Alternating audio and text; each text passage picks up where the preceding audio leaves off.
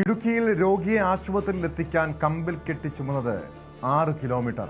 വട്ടവടയിലാണ് സംഭവം. തൊഴിലുറപ്പ് ജോലിക്കായി പോകുന്നതിനിടെ തെന്നി വീണ് പരിക്കേറ്റ ഗാന്ധിയമ്മാളിനെയാണ് കമ്പിൽ തുണി കെട്ടി ഇരുത്തി നാട്ടുകാർ ചുമന്നത്. വത്സപ്പെട്ടിയിലേക്കുള്ള ഗ്രാമീണ പാത ഗതാഗത യോഗ്യമാണ്.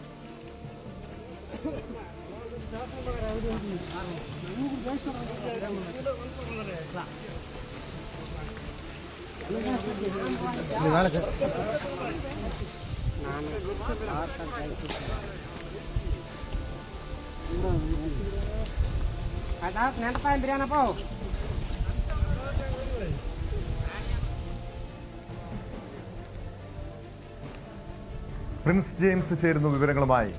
പ്രിൻസ്, ഈ ഒരു ഗാന്ധിയമ്മാളിനെ കമ്പിൽ തുണി കെട്ടിയിരുത്തി നാട്ടുകാർ 6 കിലോമീറ്ററോളം ചുമന്നു. ഒരു വളരെ ദാരുണമായിട്ടുള്ള സംഭവമാണ്. കാരണം ഇതുപോലുള്ള ഒരു അപകടം സംഭവിച്ചാൽ ഇത്രയധികം കാൽനടയായി ആശുപത്രിയിൽ എത്തേണ്ട ഒരു ഗതികേട് ഒരു നാട്ടുകാർക്കുണ്ടാകുന്നു. അത് നമ്മുടെ നാട്ടിൽ എന്താണ് അവിടെ സംഭവിച്ചത്? തീർച്ചയായും അതിദാരുണമായ ഒരു സംഭവമാണ്. വട്ടവടയിൽ നിന്ന് 6 കിലോമീറ്ററോളം ഒരു രോഗിയെ ചുമന്നുകൊണ്ട് പോകേണ്ട അവസ്ഥ. അത് കമ്പിൽ തുണി കെട്ടി അതിലിരുത്തി വളരെ ദുർഘടമായ പാതയിലൂടെ ആളുകൾ മാറി ചുമന്നുകൊണ്ട് പോകുന്നൊരവസ്ഥയാണ് വട്ടവടയിൽ ഉണ്ടായത്. ഏകദേശം 50ഓളം പേർ ചേർന്നാണ് പല വട്ടംഘട്ടമായി മാറിയാണ് ഈ പ്രദേശത്ത് നിന്നും അപകടം നടന്ന മേഖലയിൽ നിന്നും വണ്ടി എത്തുന്ന പ്രദേശത്തേക്ക് എത്തി പിന്നീട് മറയൂർ ആശുപത്രിയിലേക്ക് പ്രാഥമിക ആരോഗ്യ കേന്ദ്രത്തിലേക്ക് എത്തിച്ചത്.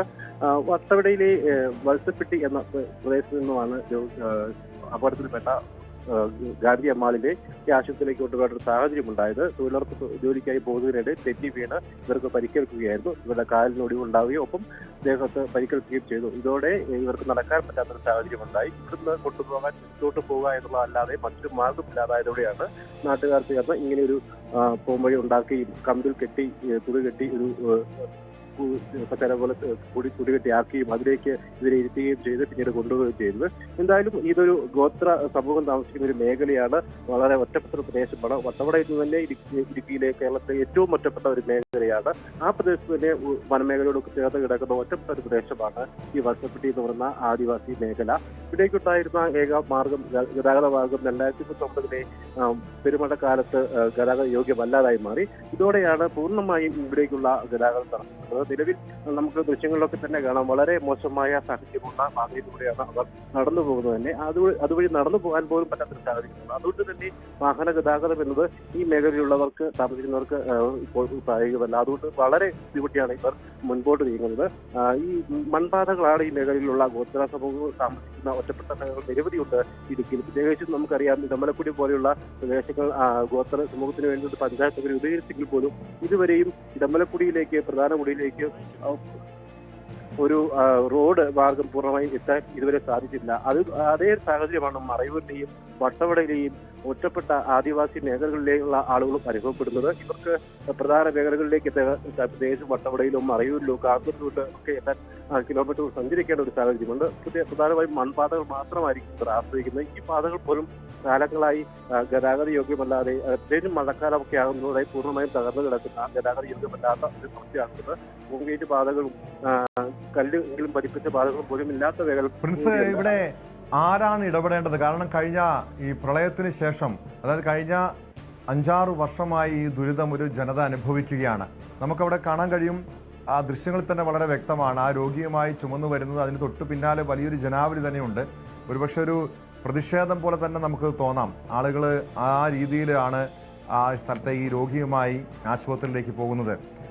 നാട്ടുകാർക്ക് ഇത്തരം പരിഭവങ്ങളില്ലേ? പരാതിയുമായി അവർ അധികൃതരെ സമീപിച്ചിരുന്നു. ആരാണ് ഈ വിഷയത്തിൽ ഇടപെടേണ്ടത്? ഇത് തദ്ദേശ സ്വയംഭരണ വകുപ്പ് ഏത് പഞ്ചായത്തിന്റെ പരിധിയിൽ വരുന്നതാണ്? അവരുടെ ഭാഗത്ത് നിന്ന് എന്തെങ്കിലും പ്രതികരണം ഈ സംഭവത്തിന് പിന്നാലെ ഉണ്ടായിട്ടുണ്ടോ?